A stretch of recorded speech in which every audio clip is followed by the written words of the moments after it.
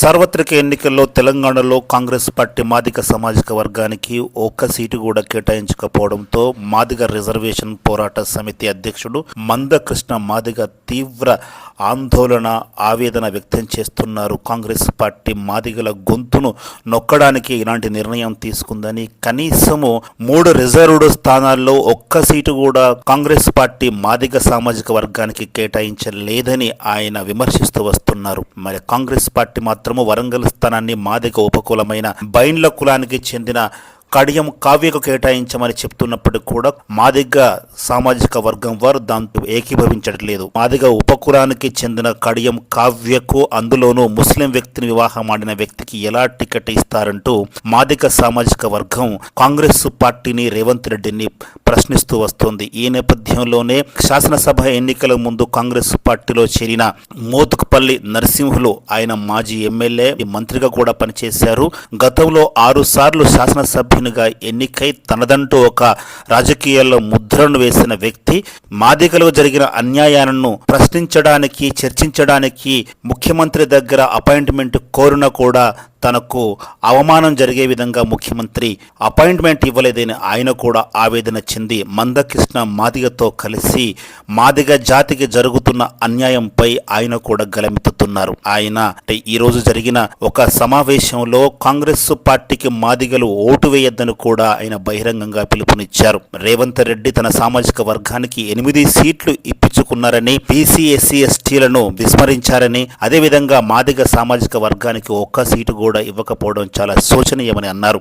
తాను ఎంతో మంది ముఖ్యమంత్రులను చూశానని, ముఖ్యంగా రెడ్డి కులానికి చెందిన ముఖ్యమంత్రులను చూసినప్పటికి కూడా రేవంత్ రెడ్డి వల్ల నియంతగా వ్యవహరించే ముఖ్యమంత్రిని తాను ఎన్నడూ చూడలేదని ఆయన ఆవేదన చెందారు. ఈ విధంగా కాంగ్రెస్ పార్టీ మాదిగ సామాజిక వర్గాన్ని అణగదొక్కుతోందని, దీనికి మాదిగలంతా తిరుగుబాటు చేయాలని, కాంగ్రెస్ పార్టీకి ఎవరు కూడా ఓటు వేయద్దు, కాంగ్రెస్ పార్టీకి ఓటు వేస్తే తనను చంపినట్లేనని కూడా ఆయన తీవ్రమైన స్వరంతో ఆయన పిలుపునివ్వడం జరిగింది. ఈ విధంగా కాంగ్రెస్ పార్టీ కూడా మాదిగ సామాజిక వర్గానికి టికెట్ ఇవ్వకపోతే ఇంత పెద్ద ఎత్తున ఉద్యమము, అసంతృప్తి చెలరేగుతుందని కాంగ్రెస్ పార్టీ గాని, రేవంత్ రెడ్డి గాని ఏనాడు కూడా ఊహించి ఉండరు.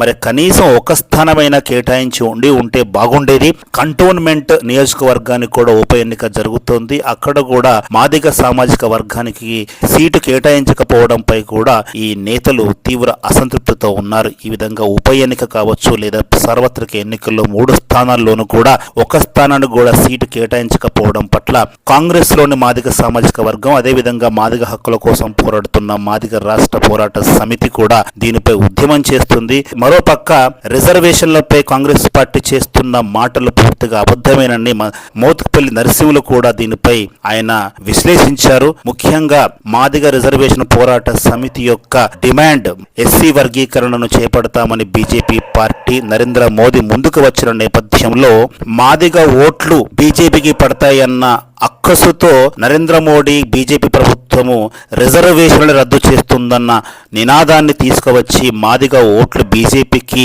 పడకుండా చేసే కుట్రలో భాగంగా బీజేపీపై రేవంత్ రెడ్డి, కాంగ్రెస్ నాయకులు దుష్ప్రచారణ చేస్తున్నారని కూడా అసలు విషయాన్ని బయటపెట్టారు మోత్కుపల్లి నరసింహులు. ఈ విధంగా మాదిగ రిజర్వేషన్ పోరాట సమితి యొక్క పోరాటం అంతిమ దశకు వచ్చి కేంద్ర ప్రభుత్వం దిగివచ్చి స్వయంగా ప్రధానమంత్రి ఆయన మాదిగ వర్గీకరణ చేపడతానని చెప్పినప్పటికీ, అదేవిధంగా ఇటీవల జహీరాబాద్ బహిరంగ సభలో కూడా తన యొక్క హామీని నిలబెట్టుకుంటున్నాడని మరోసారి స్పష్టం చేసినప్పటికీ ఎక్కడ మాదిగ సామాజిక వర్గం యొక్క ఓట్లు బీజేపీకి పోతాయనున్న భయంతోనే కాంగ్రెస్ పార్టీ బీజేపీ తిరిగి అధికారంలోకి వస్తే రిజర్వేషన్ రద్దు చేస్తుందనే కొత్త వాదాన్ని ఎత్తుకుందని మోత్కుపల్లి నరసింహులు ఈ సందర్భంగా స్పష్టం చేశారు. ఏది ఏమైనా కూడా కాంగ్రెస్ పార్టీకి మాదిగ సామాజిక వర్గం ఇలాంటి క్లిష్ట తరుణంలో దూరం అవుతారని చెప్పి ఎవరు కూడా ఊహించలేదు.